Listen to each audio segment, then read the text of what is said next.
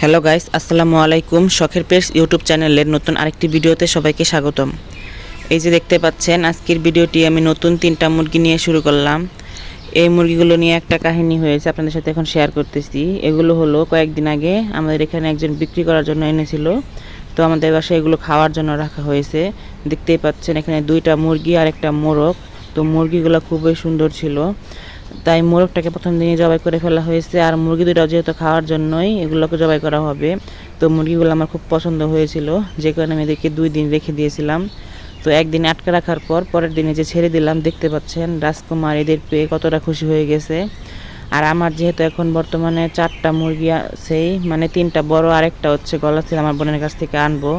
তাই আপাতত আর মুরগি বাড়াতে চাইতেছিলাম না। আর এছাড়া বাচ্চা আছে, তাই এদেরকে সময় দিতে একটু ঝামেলা হয়ে যায়। তারপরেও এখান থেকে একটা মুরগি আমি রেখে দিয়েছি, আরেকটাকে জবাই করেছি। এখন আপনারাই কমেন্ট করে জানান কোনটাকে রেখেছি, কালকে ভিডিওতে সেটা শেয়ার করব। আর এই যে এরপর দেখতে পাচ্ছেন আমার রাজকুমারকে কিছু খাবার দিয়েছিলাম। আর এই যে মায়াবতীর বাচ্চাগুলোকে আগে খাবার খেয়ে বাহিরে ছেড়ে দিয়েছিলাম, তবে এগুলো এখানে এসে আবার খাওয়া শুরু করে দিয়েছে। তো সবাই মাশাআল্লাহ বড় হয়ে যাইতেছে, আর আমার রাজকুমারও ধীরে ধীরে বড় হয়ে যাইতেছে আগের থেকে।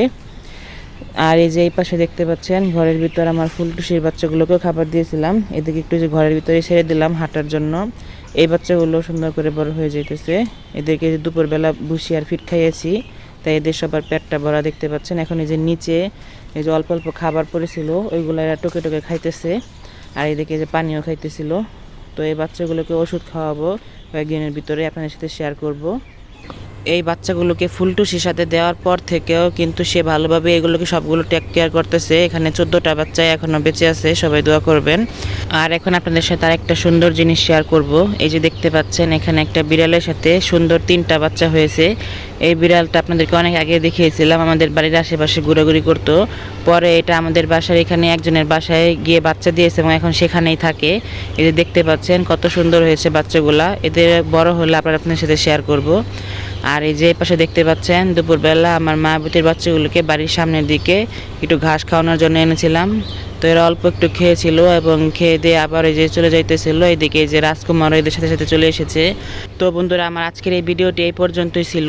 পরবর্তী ভিডিওতে নতুন মুরগিগুলোর মধ্যে কোনটাকে রেখে দিলাম সেটা শেয়ার করব। সবাই আমার পাশেই থাকবেন এবং চ্যানেলটিকে সাবস্ক্রাইব করে দিবেন। সবাইকে ধন্যবাদ। আল্লাহ হাফেজ।